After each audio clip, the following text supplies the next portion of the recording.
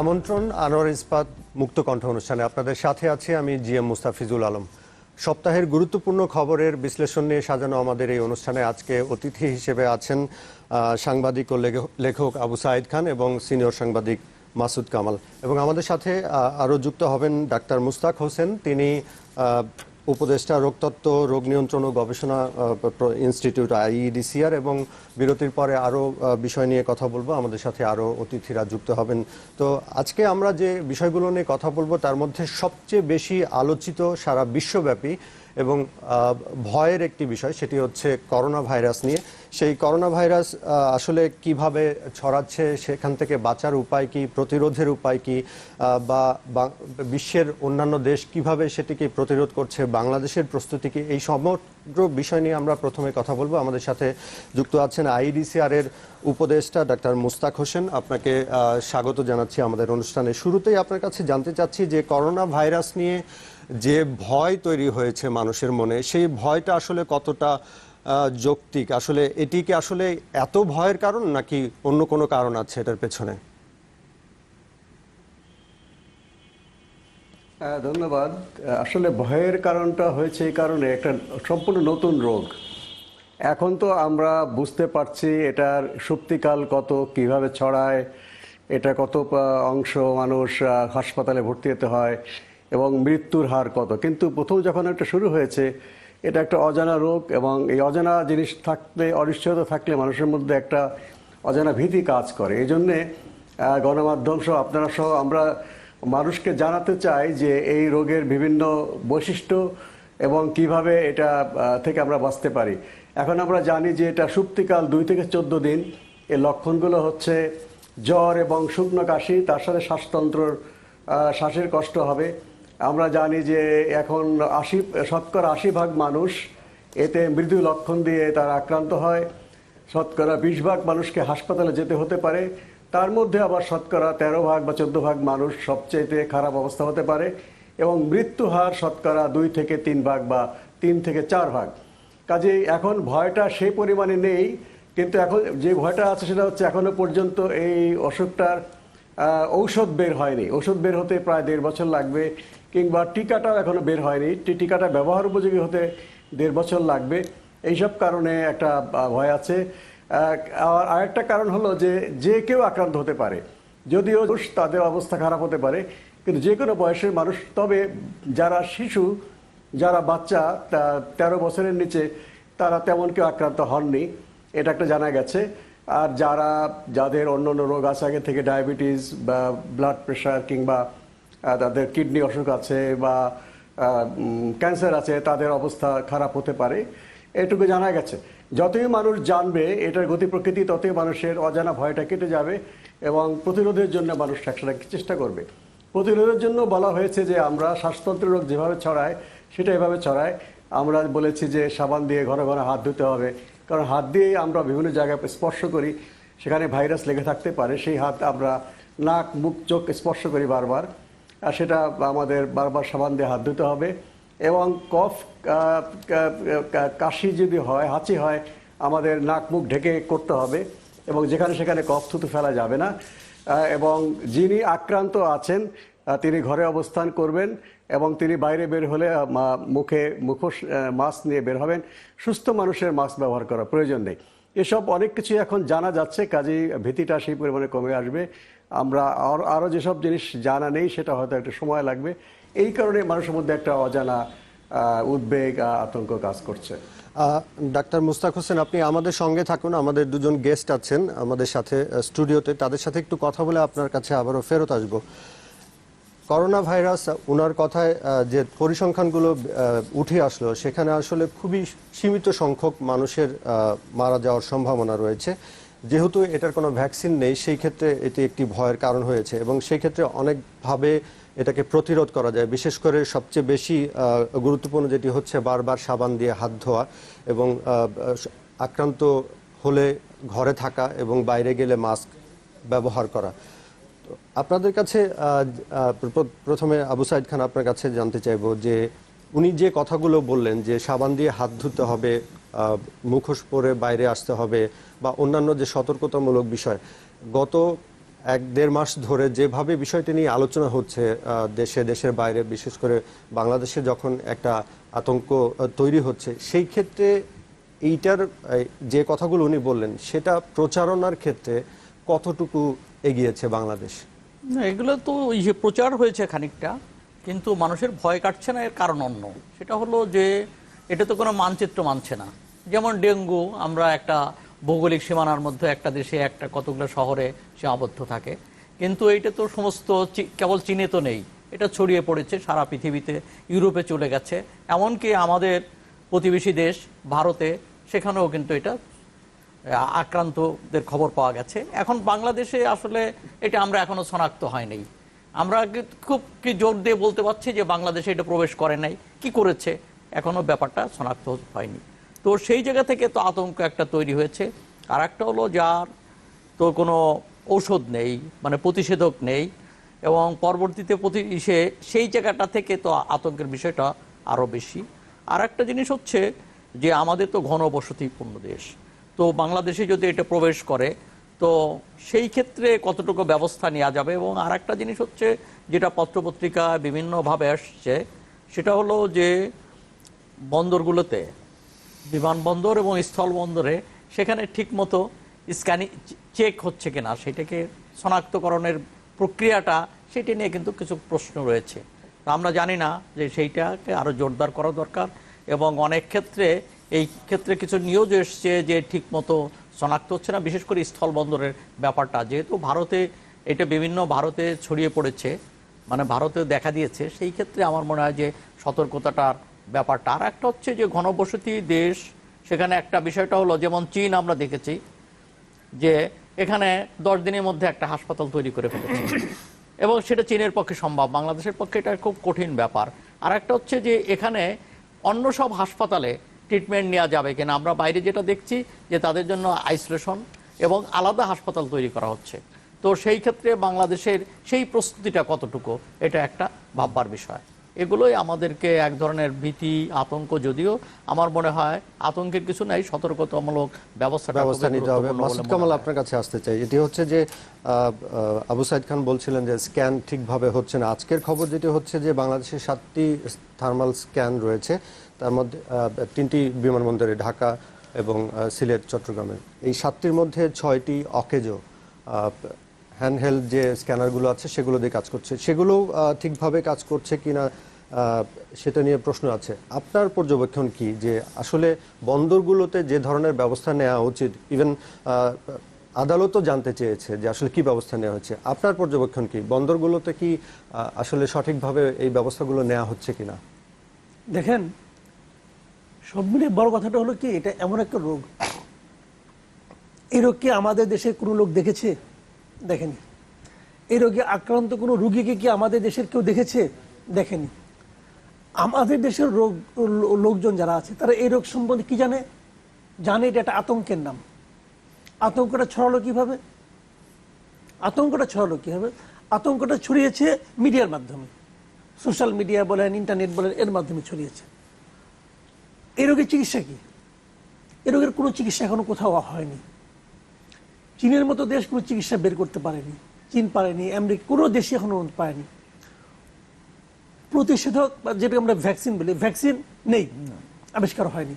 তাহলে যদি রোগটা আমার এখানে আসে, আমার কি করণীয়? আমার কিছুই করণীয় নাই।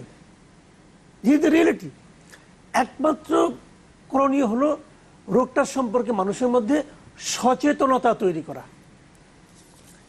কিভাবে রোগটাকে প্রতিরোধ করতে পারি আমরা ওষুধ ছাড়া, অন্যভাবে আমাদের দৈনন্দিন জীবন ব্যবস্থার মধ্যে কি পরিবর্তন এনে অথবা কি যোগ করে আমি রোগটাকে যতদূর সম্ভব প্রতিরোধ করতে পারি, সেই প্রচারণাটা করা।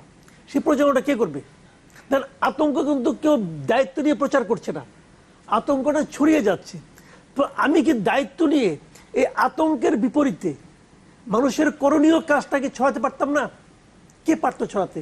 সরকার পারত, কারণ সরকারের হাতে টুলস আছে। সরকার কিন্তু একই সমান বেগে এটাকে প্রচারণা করতে পারতো যে এটা করতে হবে, এটা করতে হবে, এটা করতে হবে। সাধারণ মানুষকে এই ব্যাপারে আরো সচেতন করতে পারতো যে আপনি এটা করেন, এটা করেন।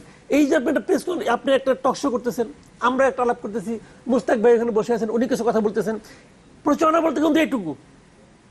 আপনি সরকারি কোনো লোককে, সরকারি কোনো উদ্যোগে এ পর্যন্ত তেমন কার্যকর কোনো প্রচারণা করতে দেখেছেন? আমি দেখিনি। বরঞ্চ আমি কালকে শুনলাম স্বাস্থ্যমন্ত্রী বলতেছে এটা আসতে পারে ভয়ঙ্কর সমস্যা হয়ে যাবে, মানে উনিও আতঙ্ক ছড়ানোর দায়িত্ব নিয়েছেন। প্রশ্নটা হলো এখানেই যে আপনাকে মানুষের মধ্যে এই রোগ সম্পর্কে সচেতনতা ছড়াতে হবে, ভীতি নয়। সেই কাজটা আনফরচুনেটলি আমরা করতে পারছি না। আরেকটা কি করতে হবে, যে যাতে নাকি এই রোগে আক্রান্ত কোনো ব্যক্তি এই দেশে না ঢুকে সে ব্যাপারে সতর্ক। আপনি সতর্ক পৃথিবীর সব দেশে ছিল, ইটালি ছিল না, ইরান ছিল না, উত্তর কোরিয়া ছিল না, ছিল, সবাই ছিল। কিন্তু তারপরেও তো পৌঁছে গেছে ভাইরাস। তো রে ভাই, এটা তো এর জন্য তো ভিসা লাগে না, এই ভিসা ছাড়াই ঢুকে যাচ্ছে।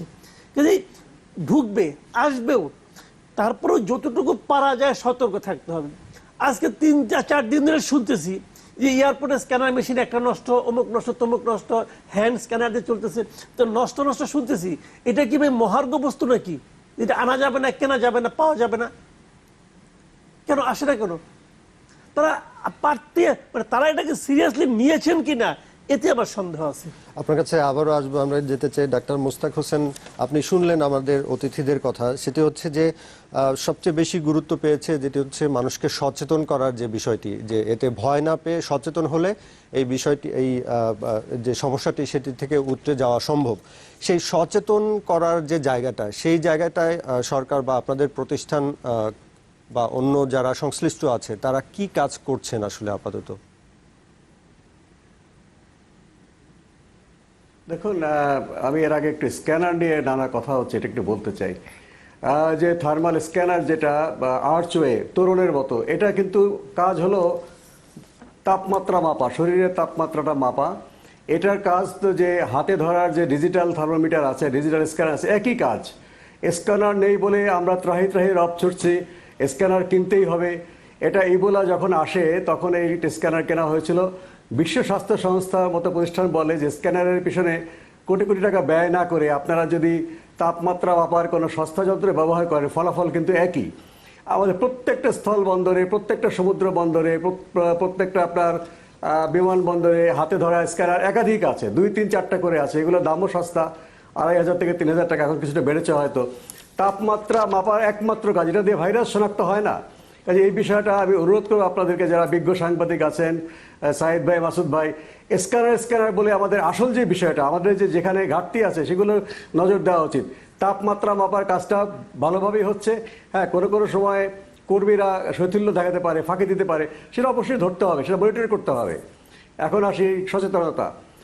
স্বাস্থ্য অধিদপ্তর থেকে প্রথমবার বিজ্ঞাপন দিয়ে প্রিন্ট মিডিয়াতে, ইলেকট্রনিক মিডিয়াতে দেওয়া হয়েছিল।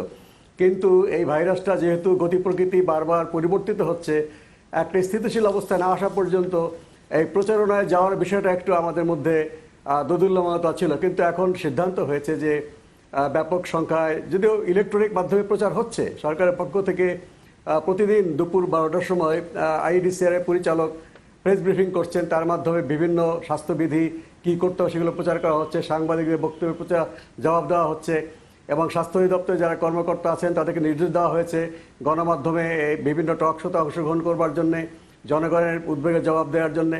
পোস্টার বা বিলবোর্ড বা এই ধরনের যে ভিডিও ক্লিপিং তৈরি করা, সেগুলি বিষয়ে সিদ্ধান্ত হয়েছে। এখন মোটামুটি সেই বিষয়ে প্রস্তুতি সম্পন্ন হয়েছে, সেটা করা যাবে। তবে এখন হয়তো পোস্টার বিলবোর্ডের চাইতে ইলেকট্রনিক মাধ্যমে প্রচারটাই খুব বেশি মানুষের কাছে পৌঁছে যাচ্ছে। সেটা সাইদ ভাই বলেছেন যে মানুষ কিন্তু অল্প বিস্তর জানে কি হয়েছে। সেই কার্যক্রমগুলো আরও করা হবে। আমাদের দুর্বলতার জায়গা কিন্তু স্ক্যানার না, দুর্বলতার জায়গা হচ্ছে যে আপনারা বলেছেন সঠিকভাবে, আমাদের হাসপাতালগুলোতে সারা বছরই সংক্রমণ প্রতিরোধ করবার মতো ব্যবস্থা থাকা দরকার, যেটাকে ইংরেজিতে আমরা বলি ইনফেকশন প্রিভেনশন অ্যান্ড কন্ট্রোল।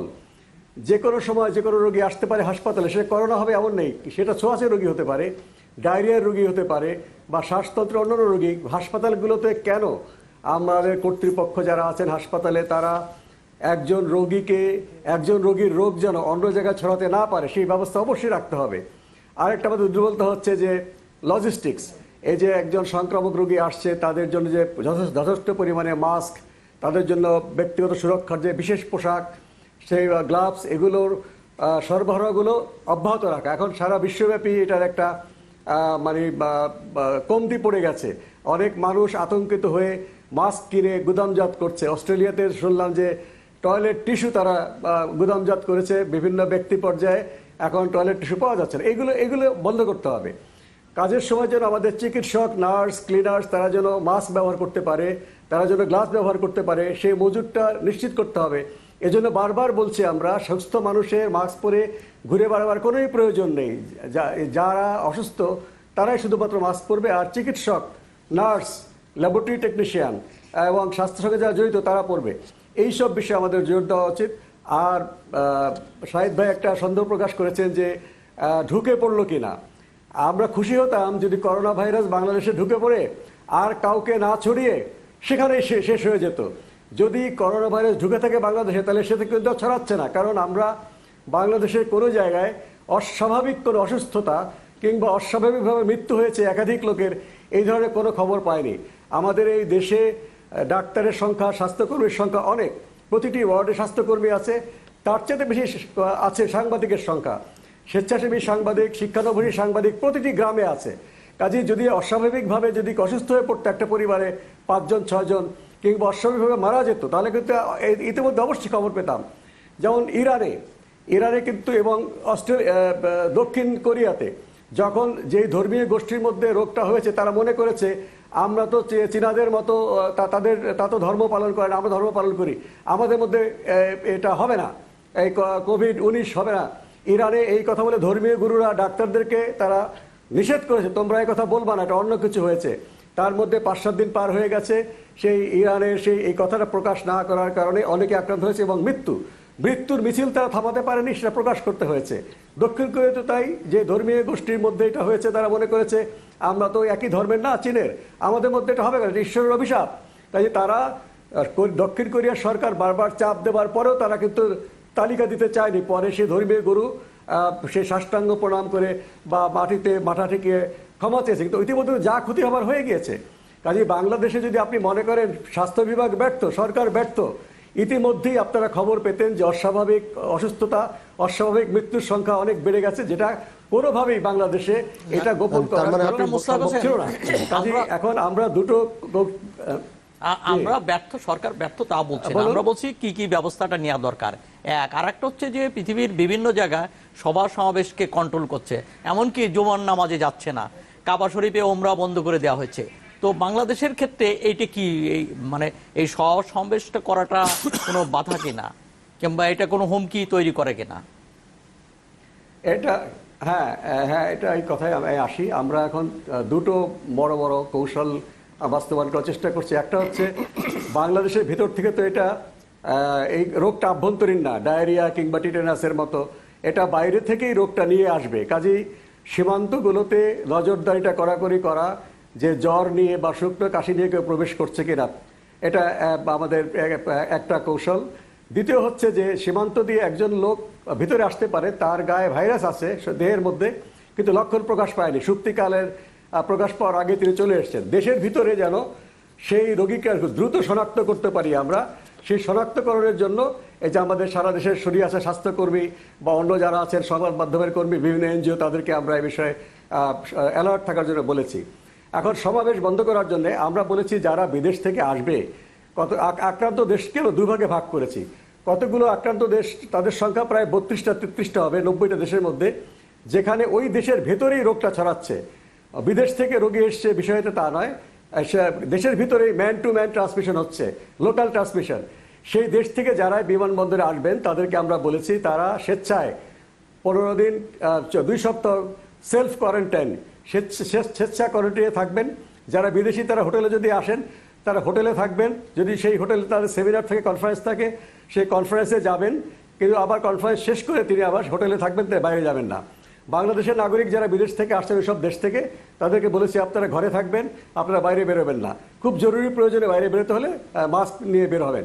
এভাবে আমরা বাইরে থেকে যারা আসছেন তাদেরকে আমরা এই সীমিত করার চেষ্টা করছি। আর সভা সমাবেশ এখনই আমরা সরাসরি নিষিদ্ধ করার কথা ভাবছি না, এই কারণে আমাদের দেশে এখন এটা রোগটা পাওয়া যায়নি। তবে যে সমস্ত দেশে এইটা রোগটা লোকাল ট্রান্সমিশন হচ্ছে, তাদের সহ যদি কোনো আন্তর্জাতিক সেমিনার হয়, সেগুলোকে আমরা পুনর্বিবেচনা করতে বলছি। এটা যে তাদেরকে যদি বন্ধ করা যায়, সে বন্ধ করার জন্য আমরা পার্সু করছি, তাকে অনুরোধ করছি। সরাসরি আমরা নিষিদ্ধ করি নাই, কারণ এতে অনেক সময় লাভের চেয়ে ক্ষতি বেশি হয়। কোনো একটা জরুরি সেমিনার হতে পারে, সেটা বন্ধ হয়ে গেলে আমাদের ক্ষতি হবে। কিন্তু এটা বিষয়ে নিরুৎসাহিত করছি আমরা, এবং কোনো রকম বিশেষ করে ওই সমস্ত দেশ থেকে আসবে যে সমস্ত, সেই সমস্ত দেশের প্রতিনিধি সমাবেশগুলোকে আমরা সীমিত করতে বলেছি, পারতপক্ষে না করার জন্য আমরা বলেছি। ডাক্তার মুস্তাক, আপনার কাছে আবারও আসবো। আমি যেতে চাই মাসুদ কামাল, আপনার কাছে জানতে চাইবো, যেটি হচ্ছে যে হাসপাতালগুলোর যে সক্ষমতার কথা বলা হচ্ছে, ওনারা বলছেন, ইভেন স্বাস্থ্যমন্ত্রীও বলেছেন যে তারা বেশ কিছু প্রস্তুতি নিয়ে রেখেছেন, বিশেষ করে 10,000 শয্যা প্রস্তুত করার কথা বলেছেন স্বাস্থ্যমন্ত্রী। আমরা যখন ডেঙ্গুর প্রাদুর্ভাব দেখলাম ঢাকা শহরে, তখন কিন্তু মানুষ ফ্লোরেও জায়গা পায়নি।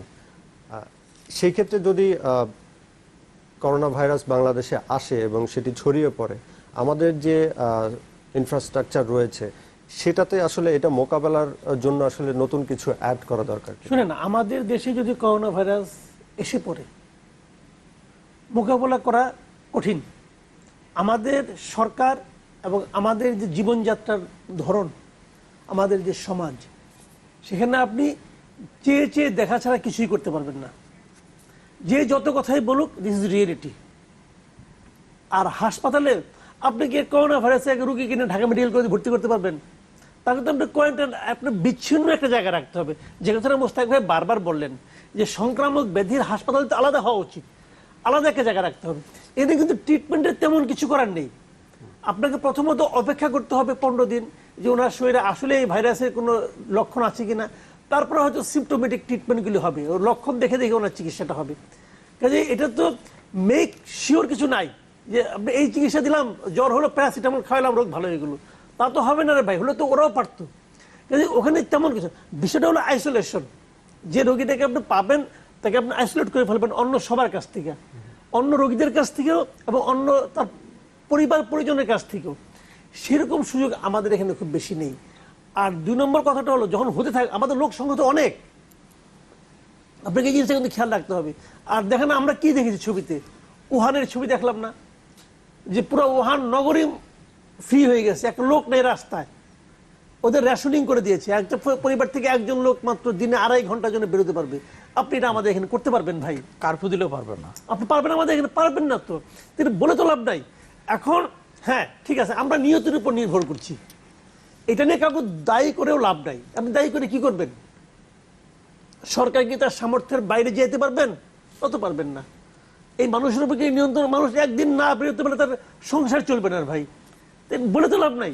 তো এখন সবচেয়ে বড় কথা হলো কি, আমি যেটা মনে করি, যে কথাটা নাকি নিজের উপর নেওয়ার কোনো ব্যাপার না, সেটা হলো মানুষকে আপনি কতটুকু সচেতন করতে পারলেন, দ্যাট ইজ ইম্পর্টেন্ট। এবং সেই ওই এখন যে মুস্তাক ভাই যে কথাটা বললেন, তারা সচেতন করার ব্যাপারে কিছু পদক্ষেপ নিচ্ছেন গভর্নমেন্ট, সেগুলি ওই সচিবালয় হয়ে নিয়ম কানুন হয়ে বেরোতে বেরোতে বেরোতে বেরোতে হবে। দেখেন, আমি তুলনা করছি না, বাট রিয়েলিটিটা কি, মুজিব বর্ষ নিয়ে আমাদের যে প্রচারণাটা শুরু হয়েছে, গভর্নমেন্ট একটা কথা বলা যায়, যারা মুজিব বর্ষ নিয়ে প্রচারণা করবা তারা একই সঙ্গে সচেতনতা তোমাকে করতে হবে। মুজিব বর্ষে যেখানে তুমি একটা লাগাবা, এই আপনার প্লেকার্ড লাগাবা, একটা কিছু লাগাবা, সেখানে করোনা ভাইরাস নিয়ে একটা তুমি সচেতনতা লাগাবা। এইটুকু খালি বলে দেখেন কেমন সচেতনতা তৈরি হয়। সেক্ষেত্রে সব ক্ষেত্রে কাজ করতে হবে। আমরা ব্রেকে যাব, তার আগে একটু ছোট্ট করে জানতে চাইবো ডাক্তার মুস্তাক হোসেন আপনার কাছে, যে একদম ছোট করে বলবেন যে সাধারণ মানুষ কি করবে। জাস্ট এরা এই কথাগুলো আপনারা অনেকবার বলেছেন, আবার একটু বলবেন সাধারণ মানুষ কিভাবে চলবে। আমি এর আগে একটু বলি, চিকিৎসা নিয়ে বিষয়টা তা না। অধিকাংশ ভাইরাসের যে ভাইরাস জনিত রোগ, সেটা হচ্ছে তাদের সাপোর্টিভ ট্রিটমেন্ট দিতে হয় এবং তাদের সিমটমগুলো আছে, সেই লক্ষণগুলো চিকিৎসা করতে হয়।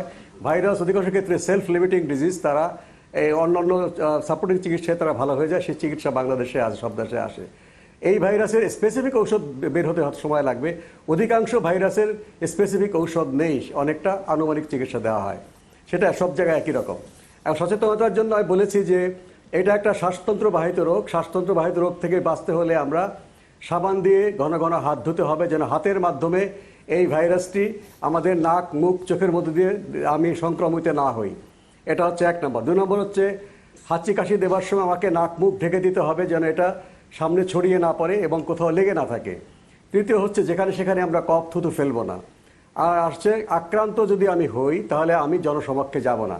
আক্রান্ত যারা হবে সবাই হাসপাতালে যেতে হবে না, অনেকের মৃদু সংক্রমণ থাকবে, শতকরা 80% মানুষ মৃদু সংক্রমণ, তাদের ঘরে বসেই তাদের চিকিৎসা করা সম্ভব।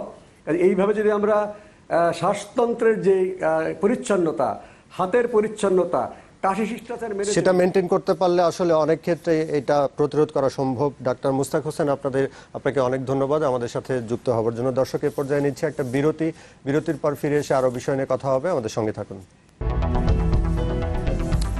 আবার আমন্ত্রণ, আপনারা দেখছেন আনোয়ার ইস্পাত মুক্ত কণ্ঠ অনুষ্ঠান। আমাদের স্টুডিওতে আছেন সাংবাদিক লেখক আবু সাইদ খান এবং সিনিয়র সাংবাদিক মাসুদ কামাল, এবং এখন আমাদের সাথে যুক্ত হচ্ছেন চট্টগ্রাম থেকে চট্টগ্রাম সুজনের সাধারণ সম্পাদক অ্যাডভোকেট আক্তার কবির চৌধুরী। আমরা কথা বলবো চট্টগ্রামের সিটি কর্পোরেশন নির্বাচন নিয়ে।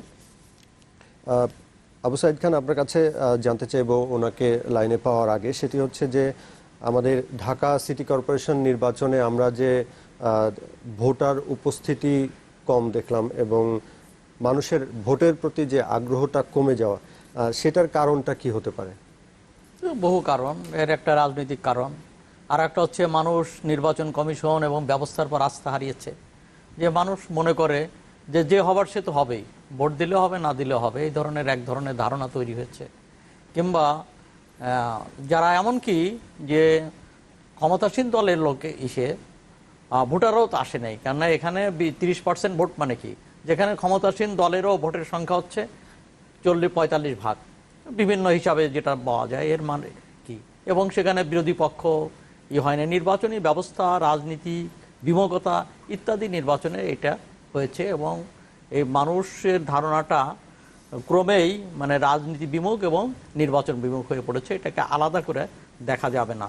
আর একটা জিনিস হচ্ছে যে নির্বাচনের যে অভিজ্ঞতাটা, আমাদের যে সিটি কর্পোরেশনের অভিজ্ঞতাটা, এটা আমার মনে হয় যে চট্টগ্রামে ইত্যাদি সেখান থেকে আমাদেরকে সংশোধন হওয়াটা দরকার, এবং এই অভিজ্ঞতার আলোকে ওখানে কি করা যায় সেটা গুরুত্বপূর্ণ।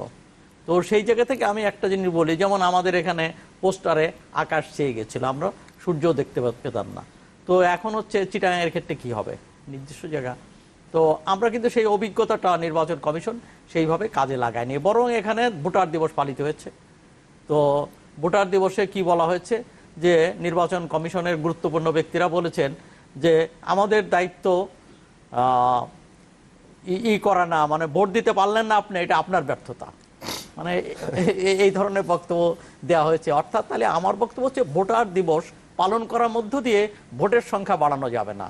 এখানে ভোটের সংখ্যা বাড়াতে হলে সেখানে এর রাজনৈতিক কারণগুলো এবং অন্য কারণগুলো আমাদের খুঁজে পেতে হবে। অর্থাৎ নির্বাচনী ব্যবস্থার ত্রুটি এবং রাজনীতির ত্রুটি এবং দীর্ঘদিন ধরে রাজনীতির অঙ্গনে যে হতাশা এবং নির্বাচন বিমুখতা যে কাজ করছে, সেই জায়গা জনগণের যে নির্বাচন সম্পর্কে যে পারসেপশন তৈরি হয়েছে, সেটা কতটুকু সত্যের ওপর কতটুকু মিথের ওপর, সেটা আর একটা বিতর্কের বিষয়। কিন্তু মানুষের নির্বাচনের সম্পর্কে যে ধারণাটা তৈরি হয়েছে, এই ধারণার পরিবর্তন ছাড়া, এখানে এই পারসেপশনের পরিবর্তন ছাড়া এখানে মানুষ নির্বাচনমুখী কিংবা এখানে কেন্দ্রমুখী হবে বলে আমার মনে হয় না। আপনার কাছে আবার আসবো, আমরা পেয়েছি অ্যাডভোকেট আক্তার কবির চৌধুরী, আপনি নিশ্চয়ই শুনতে পাচ্ছেন। আপনার কাছে জানতে চাইব যে চট্টগ্রামে নির্বাচনের পরিবেশ এখন কেমন?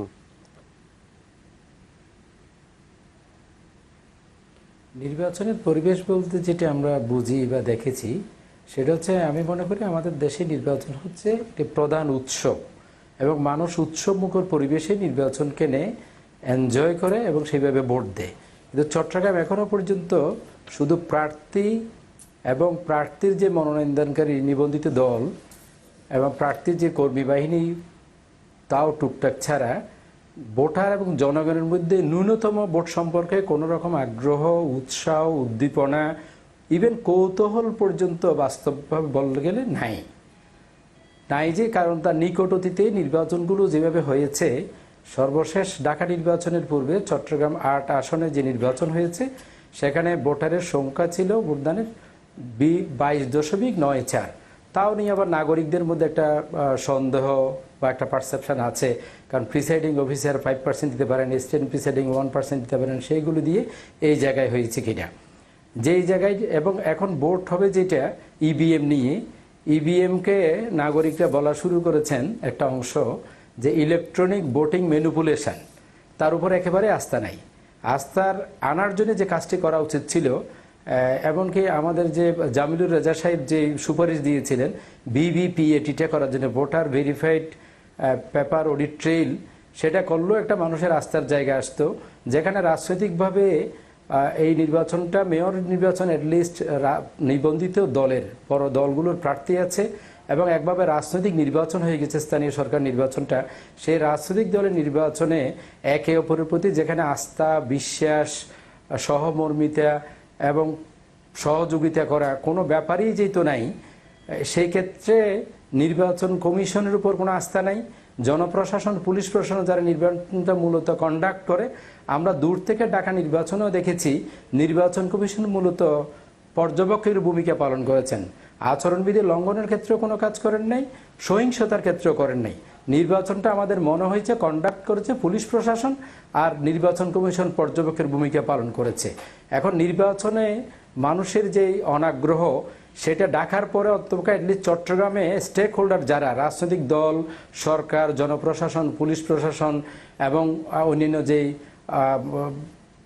জনগণের যে সমস্ত সিভিল সোসাইটি, তাদেরকে একত্রিত করে এই যে মানুষকে নির্বাচনটি যে আস্থার জায়গায় ফেরত নেওয়া যে ব্যাপার, কারণ নির্বাচন ছাড়া মানে একটা সহজভাবে, সুন্দরভাবে, স্বাভাবিকভাবে ক্ষমতা হস্তান্তরের অন্য কোনো প্রচলিত ব্যবস্থায় নাই এবং মানুষ রাষ্ট্রের নাগরিক মালিক হিসেবে তার যে অধিকার 5 বছর 10 বছর পর যে ভোট প্রয়োগ করতে পারে, সেই ক্ষেত্রেও নেই। এখন সরকার বলেছেন যে আগে 28 থেকে 30%, উন্নয়নের কারণে তার 40 থেকে 42%। ভোটে দেখা যাচ্ছে সেটাও দিচ্ছে না। কেন দিচ্ছে না? সাংবাদিক আবু সাহেব বলেছেন যে কারণ পরিণতি কি হবে, ফলাফল কি হবে আগে থেকেই মানুষ জেনে যায়। যাওয়ার কারণে সরকারি দলও ভোটদানে এটা আগ্রহ প্রকাশ করে না। আর বিরোধী দলের বেলায় হচ্ছে যে তারা ভোট দিতে গিয়ে যারা তাদের যে সাপোর্টার, তারা কি জন্য নিগৃহীত, নিপীড়িত হবে। কারণ বিগত নির্বাচনগুলোতে চট্টগ্রাম কারাগারে প্রায় 13,000 লোক নির্বাচনকে কেন্দ্র করে আসামি হয়েছিল এবং বেশিরভাগ মামলাকে মিডিয়া নাম দেওয়া হয়েছিল এটা গায়েবী মামলা। এক্ষেত্রে কথাটি হচ্ছে, আমি যদি নির্বাচন কেন্দ্রে গিয়ে আমি নিরাপদে কেন্দ্রে যেতে পারি, পৌঁছতে পারি, আমি আমার স্বাধিকার চর্চায় পছন্দের প্রার্থীকে ভোট দিতে পারি এবং নিরাপদে যদি আমি ফেরত আসতে পারি, অক্ষত অবস্থায় ফেরত আসতে পারি, তাহলে আমি ভোট দিতে যাব। এবং আমি যদি মনে করি যে আমি ভোটটা যেই জায়গায় দিচ্ছি ঠিক সেইখানেই পড়ছে। এখন ইভিএম গত পার্লামেন্ট নির্বাচনে চট্টগ্রামের কোতোয়ালি অঞ্চলে এটা প্র্যাকটিসটা হয়েছিল। সেখানে আমরা দেখেছি যে কাস্তগের একটা খুব ঐতিহ্যবাহী স্কুল, ছাত্রীদের স্কুল সরকারি, সেই কেন্দ্রে অনেক সম্মানিত নারী ভোটার তার ম্যাচ করেছে, ফিঙ্গারপ্রিন্ট ম্যাচ করেছে, কিন্তু ভোট দেওয়ার সময় ও একটা বিশেষ দলের বিশেষ সহযোগীরা বাটনটা টিপে দিয়েছেন। আমি নিজেও দেখেছি এই নারীরা কিন্তু বাইরে অপমানে অপদস্থ হয়ে, কারণ তার ছেলের বয়সী ছেলেরাদেরকে একদম জোর করে ভোটটা দিয়ে দেয়, টিপ দে বাটনে। তাইলে সেই ক্ষেত্রে মানুষের এই কেন্দ্রে যাওয়ার আগ্রহ থাকার তো কোনো কারণ নাই। এবং জনপদে যখন নির্বাচন হয়, যেই জনপদেই হবে হোক, সেখানকার একটা অভিভাবকের একটা সংশয়ের মধ্যে, আতঙ্কের মধ্যে থাকে, ভীতির মধ্যে থাকে, কখন তার ছেলে গ্রেপ্তার হয়ে যাবে, তার আত্মীয় স্বজন গ্রেপ্তার হয়ে যাবে। যদিও একটা শুভ লক্ষণ চট্টগ্রাম নগরে এই সিটি কর্পোরেশন নির্বাচন কেন্দ্র করে এখনো পর্যন্ত কোনো গ্রেপ্তারের কথা আমরা শুনি নেই। আর হচ্ছে যেখানে যে আক্তার কবির, আপনি আমাদের সঙ্গে থাকুন, আবার আপনার কাছে আসবো। উনি অনেকগুলো কথা বলেছেন, আসলে সে বিষয়গুলোতে রিপিট না করে মাসুদ কামাল আপনার কাছে জানতে চাইবো, সেটি হচ্ছে যে ভোটের চিত্র যদি এই হয়, তাহলে যারা এর মাধ্যমে ক্ষমতায় আসবেন বা নির্বাচিত হবেন, তাদের ক্ষেত্রে জবাবদিহিতার জায়গাটা কি থাকে? জবাবদিহিতে প্রয়োজন কি? জবাবদিহিতে প্রয়োজনটা কোথায়? কার জবাবদিহিতা আছে দেশে? আমি যা ইচ্ছা তা করব, আপনি মানলে মানেন, না মানলে না মানেন। এই কি হচ্ছে না? কেউ প্রশ্ন করে কোনো উত্তর পাচ্ছেন? বরং এই দেশে এখন প্রশ্ন করাটা অপরাধ হয়ে গেছে। আপনি প্রশ্ন করবেন কেন? আপনাকে উন্নয়ন দেওয়া হচ্ছে, আপনি উন্নয়ন নেন। আপনাকে ফ্লাইওভার দেওয়া হচ্ছে, ফ্লাইওভার উঠবেন। আপনি প্রশ্ন করবেন কেন? আপনি কি আমার চেয়ে বেশি বুঝেন? আমি যা করবো তাই আপনি মেনে নেবেন। এই হলো আমাদের শাসকদের মানসিকতা। এটাই চলছে। চট্টগ্রামের নির্বাচনের কথা যদি আমি বলি, দেখেন চট্টগ্রামের নির্বাচনে মানুষের কতক্ষণ পর্যন্ত আগ্রহ ছিল? ততক্ষণ পর্যন্ত আগ্রহ ছিল যে আওয়ামী লীগের মনোনয়নটা কে পায়, ওই পর্যন্ত আগ্রহ ছিল। যেই আওয়ামী লীগ একজন মনোনয়ন দিয়ে দিল, তারপরে একটু আগ্রহ ছিল, ঠিক আছে আগের জনকে মেনে নিবে, ওই পর্যন্ত আগ্রহ ছিল। যে আগের জন মেনে নিল, আগ্রহ শেষ। সবাই জানে এখন নির্বাচন কি হবে। এই যে জিনিসটা, এখন এই জিনিসটা নাও হতে পারে, কিন্তু নাও হতে পারে। আমি যেটা বলছি যে এটা এটা যে এই যে জিনিসটা মানুষের মধ্যে মানসিকতা তৈরি হয়েছে, এটা কিন্তু অটোমেটিক তৈরি হয়নি। দেখেন, এটা তৈরি করা হয়েছে এবং এটা সুচিন্তিতভাবে করা হয়েছে। করার মাধ্যমে কি হয়েছে, ভোটের 12টা বাজিয়ে দেওয়া হয়েছে। যে কোনো নির্বাচনে দেখেন কয়েকটা পক্ষ থাকে, 4টা পক্ষ থেকে আমার বিবেচনা মানে মোটা দাগে 4টা পক্ষ। 1 নম্বর পক্ষ সরকার এবং প্রশাসন, 2 নম্বর পক্ষ ইলেকশন কমিশন যারা নাকি নির্বাচনটা কন্ডাক্ট করবে, 3 নম্বর পক্ষ পলিটিক্যাল পার্টিজ যে দলগুলো এই নির্বাচনে অংশ নেবে, 4 নম্বর পক্ষ ভোটার। তত্ত্বগতভাবে সবচেয়ে গুরুত্বপূর্ণ পক্ষ হলো 4 নম্বরটা, ভোটার। আমাদের দেশে এখন এই 4 নম্বর পক্ষটা সবচেয়ে গুরুত্বহীন পক্ষে পরিণত হয়েছে। ভোটারদের কোনো মূল্য তো নেই এখন। আপনি যে কোনো একজন ভোটারকে জিজ্ঞাসা করেন ইলেকশন নিয়ে, সে ভোট দিতে যাবেও না, তার আগ্রহও নেই। দেখেন, আগ্রহ নেই কয়েকটা কারণে। একটা কারণ যে জিনিসটা নাকি সাইদ ভাই বললেন, উনিও বললেন যে ভোটার মনে করে যে আমার ভোটটা তো অন্য একজন দিয়ে দিবে, অথবা আমার ভোটটা কি কাউন্ট হবে, এটসেট্রা এটসেট্রা। এটা একটা দিক আছে। আরেকটা দিকও আছে, এটা মারাত্মক দিক। সে মারাত্মক দিকটা হলো যে আমি যাকে ভোট দিব, ধরলাম সেই নির্বাচিত হলো, সে যদি বিরোধী দলের হয়, আমি এই ইলেকশনের কথা ধরতেছি, স্থানীয় সরকার ইলেকশনের কথা, তাহলে সে কি ক্ষমতা প্রয়োগ করতে পারবে? সিটি কর্পোরেশন যদি বিএনপির একজন ইলেক্টেড হয়, সে কি এখানে কাজ করতে পারবে? তাকে কি কাজ করতে দেওয়া হবে? উদাহরণগুলি কি দেখেন, একসময় বাংলাদেশে গাজীপুরে একজন বিরোধী দলের মেয়র হয়েছিলেন। ওই ভদ্রলোক তো চেয়ারে বসতে পারেন না। চেয়ারে একদিন বসেন, 2 দিন ধরে অ্যারেস্ট, আবার জামিন টামিন নিয়ে এসে বসেন, আবার অ্যারেস্ট। খুলনার যিনি মেয়র ছিলেন, উনি তো দৌড়ের উপরে ছিলেন। রাজশাহীর মেয়র ছিলেন, কয়দিন বসতে পারছেন? তো হ্যাঁ, কুমিল্লা এবং সিলেটে ম্যানেজ করে নানাভাবে ছিলেন। তো এটাও তো একটা নিয়তি। তো আমি যাকে মেয়র বানালাম, সে কাজ করতে পারে না, বসতে পারে না, তো তারা বানিয়ে আমার লাভ কি?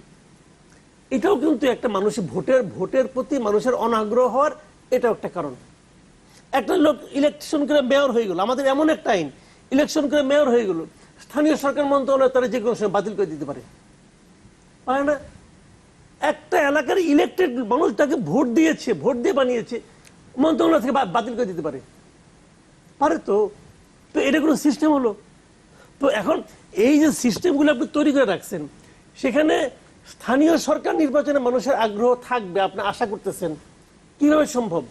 আগে কি ছিল যে কমিশনাররা নিয়ে আসতো। এইবার ঢাকা সিটি কর্পোরেশন দেখলাম সেটাও পারে না। কমিশনারদের প্রতি কোনো মানুষের আগ্রহ নেই, যে ভোটই দিব না, আমার দরকারই নেই। কে যাবে ভোট বেজ্জিতি হইতে? যে কথাটা উনি বললেন চট্টগ্রামে, যে ভোট দিতে যে দেখলাম আমার ভোট দিয়ে দিচ্ছে। এবং ঢাকা সিটি নির্বাচনে আমাদেরও ব্যক্তিগত অভিজ্ঞতা অনেকটা রকম হয়েছে, সাইদদের অভিজ্ঞতা হয়েছে, যে ভোট তো দিতে পারে না, দিয়ে দিচ্ছে, ইভিএমই ছিল। এখন বিষয়গুলো হলো কি জানেন, সবকিছু নির্ভর করে সরকারের উপর। যে বললাম আমরা 4টা পক্ষ, সবচেয়ে গুরুত্বহীন যে পক্ষটা ছিল সেটা এখন সবচেয়ে গুরুত্বপূর্ণ পক্ষ হয়ে গিয়েছে। সেটা কি? প্রশাসন এবং সরকার।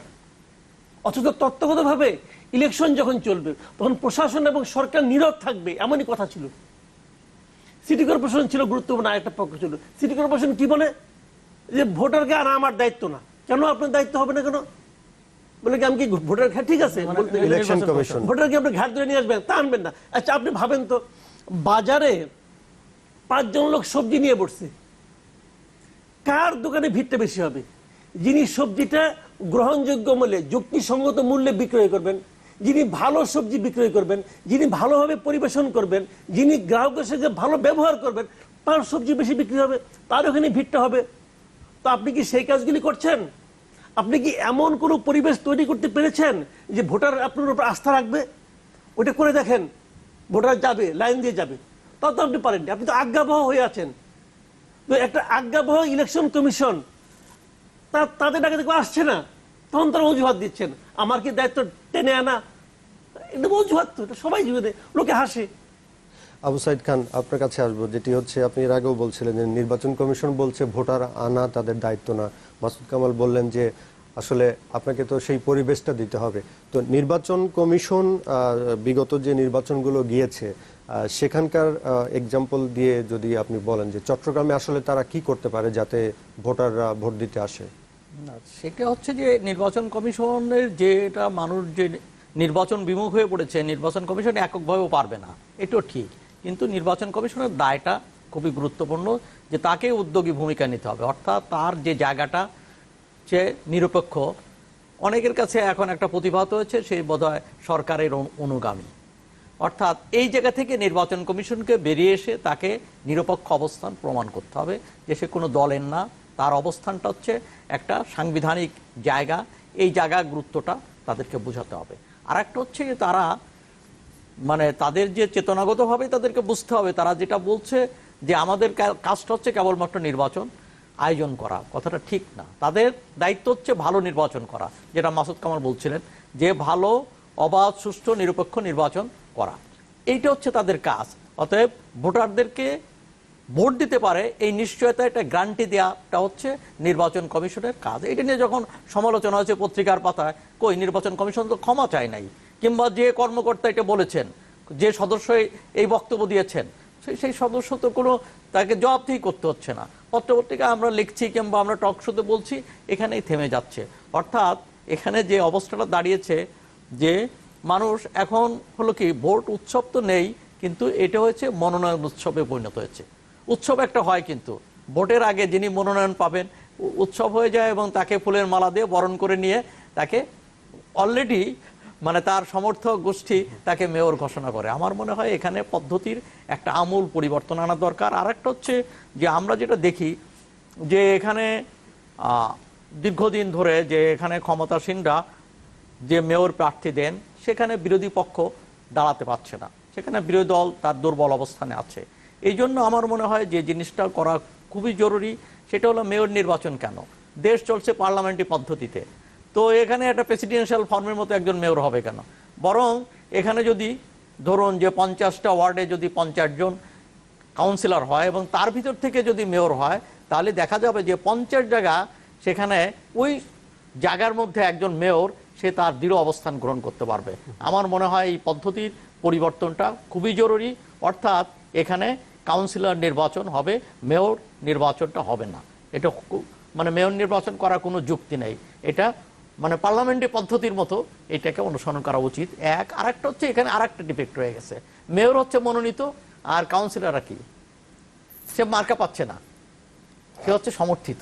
তো এই জায়গাটাও আমার মনে হয় ঠিক করার দরকার। হয় তাকে আগের অবস্থায় চলে আসতে হবে, নিরপেক্ষ জায়গা থেকে নির্বাচন করবে, আর দলীয়ভাবে নির্বাচন করতে হলে টোটাল পরিষদ তাকে দলীয়ভাবে নির্বাচন করতে হবে। আমার কাছে এটা মনে হয় যে নির্বাচনী ব্যবস্থার ভিতরে একটা গোঁজামিল রয়ে গেছে, এই গোঁজামিলটা পরিবর্তন হওয়াটা দরকার। এখানে সরাসরি মানে একটা ভালো নির্বাচনের জন্য যে কাউন্সিলরদের আমরা দেখি যে বিরোধী পক্ষ থেকে কাউন্সিলরও কিন্তু 2-1 জন চলে আসছেন। কেন চলে আসছেন? যে তার ওই নির্দিষ্ট এলাকায় সে তার ভোটটাকে মানে তার প্রতিপক্ষকে মোকাবেলা করতে পারছে, দিতে পারছে। যেমন এবারই ধরুন আমি তো অনেক জায়গায় গিয়েছি, তো সেখানে দেখছি যে মেয়রের বিরোধী পক্ষের মেয়রের কোনোই নেই, পোলিং এজেন্ট নেই, কিন্তু কাউন্সিলর এজেন্ট রয়ে গেছে। কেন? সে লোকালি তার প্রভাবের কারণে কাউন্সিলরের এজেন্টটা রয়ে গেছে। অতএব সেই ক্ষেত্রে আমার কাছে মনে হয় যে নির্বাচন ব্যবস্থারও একটা পরিবর্তন করাটা দরকার, এবং এখানে পরিষদের উপর ক্ষমতাটা দরকার। এখানে এক ধরনের মেয়র করে একক মেয়রের কর্তৃত্বে যে পরিষদ চলছে, এই পরিষদেও পরিচালনার ক্ষেত্রেও অনেক ঝামেলা তৈরি হচ্ছে। জি, আমরা একটু যেতে চাই অ্যাডভোকেট আক্তার কবির চৌধুরী, আপনি শুনছেন আমাদের অতিথিদের কথা। আপনার কাছে শেষ একটি বিষয় জানতে চাইব, যেটি হচ্ছে যে রাজনৈতিক দলগুলোরও দায়িত্ব রয়েছে একটা নির্বাচনকে সুষ্ঠু করার পেছনে। নির্বাচন কমিশনের দায়িত্ব সবচেয়ে বেশি, রাজনৈতিক দলগুলোর দায়িত্ব রয়েছে দায়িত্বশীল আচরণ করা। সেই ক্ষেত্রে ওখানে যারা নেতৃত্ব দিচ্ছেন, যে দলগুলো প্রার্থী দিচ্ছেন, তাদের যে অবস্থানটা সেটা কেমন? সেটা কি আসলে একটা সুষ্ঠু নির্বাচনের পথ দেখায় কিনা?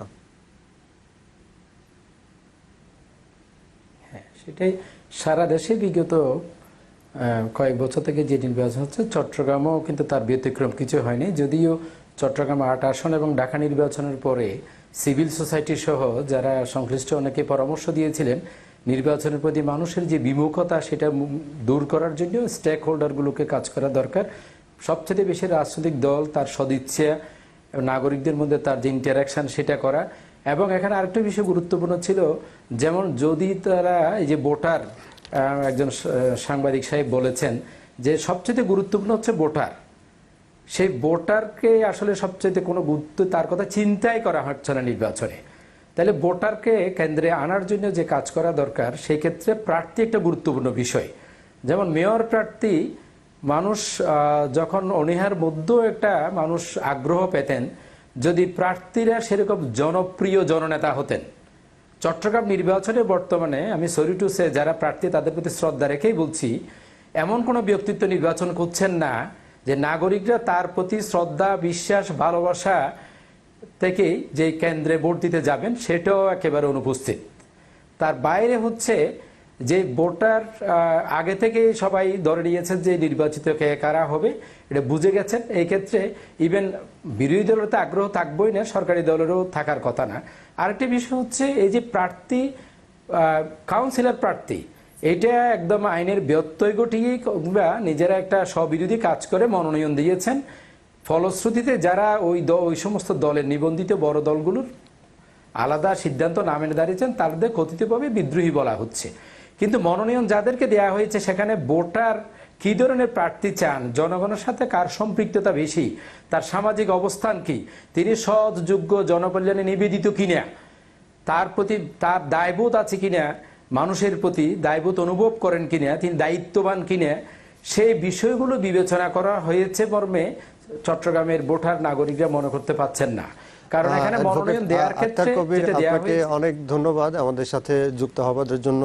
আপনার কাছে অনেক কিছু জানতে পেরেছি চট্টগ্রামের নির্বাচন সম্পর্কে। মাসুদ কামাল এবং আবু সাঈদ খান, আপনার কাছে ছোট করে জানতে চাইব, অনুষ্ঠানের শেষ পর্যায়ে রয়েছে আমরা। তো মাসুদ কামাল, আপনার কাছে জানতে চাইব যে এই অবস্থা থেকে বের হয়ে আসার উপায়টা কি আসলে? এত জটিল একটা প্রশ্ন যে আসলে এই প্রশ্নটা আমার কমনই পড়ে নাই। একদিন বলতে পারি অনেক সময় হয় না পরীক্ষা দিতে গেলে যে প্রশ্ন কমন পায় না, উত্তর কি লিখবো। আসলে ঘটনাটা হলো কি জানেন, সদিচ্ছা। আমাদের দেশে এখন সবকিছু নির্ভর করে এক ব্যক্তির সদিচ্ছার উপর। উনি কি চান, উনি কিভাবে চান, এটা। 2 নম্বর হলো অনেক সময় সদিচ্ছা উনি প্রকাশ করতে চান না, তখন প্রকাশ করতে বাধ্য করতে হয়। বাধ্য করার জন্য একটা শক্তিশালী বিরোধী দল দরকার। ভয়ঙ্কর মানে দুর্ভাগ্য আমাদের যে আমাদের দেশে এই মুহূর্তে কোনো শক্তিশালী বিরোধী দল নেই। একদম শেষ পর্যায়ে আবু সাঈদ খান, আমাদের যে বিরোধী দল যাদেরকে আমরা চিনি, তারা কি তাদের দায়িত্বটা সঠিকভাবে পালন করতে পেরেছেন? আচ্ছা, হ্যাঁ, আমারও মনে হয়, আমি মাসুদ কামালের সঙ্গে একমত। আসলে রাজনীতি একটা ভারসাম্য দরকার। সরকার এবং বিরোধী দল, সরকার শক্তিশালী, বিরোধী দল দুর্বল, তো সেখানে এটা হবে না। এখন বিরোধী দল দুর্বল রয়েছে, তার বহুবিধ কারণ আছে। তো এক ধরনের হচ্ছে তাদেরও ব্যর্থতা রয়েছে, মানে বাংলাদেশের যে বিরোধী দল তারাও সিদ্ধান্তহীনতা ভুগছে, তাদের ব্যর্থতা রয়েছে, তারা নেতৃত্বের সংকটে রয়েছে এবং ধরপাকড়ও রয়েছে, এটাও ঠিক। তো এখন প্রশ্ন হচ্ছে যে এখানে দুটো জিনিসের জায়গা, অর্থাৎ এখানে শক্তিশালী বিরোধী দলের জন্য দুটো জিনিস দরকার। একটা হচ্ছে বিরোধী দলকেও সাহস করে দাঁড়াতে হবে, আর একটা হচ্ছে আপনি সভা করবেন কিন্তু বিরোধী দলকে সভা করতে দিবেন, তা হবে না। সেই জায়গা থেকে মানসিকতার পরিবর্তন আসতে হবে। আপনাদের দুজনকে অসংখ্য ধন্যবাদ আমাদেরকে সময় দেওয়ার জন্য। দর্শক, আজকের মতো এখানেই শেষ করতে হচ্ছে। ভালো থাকবেন।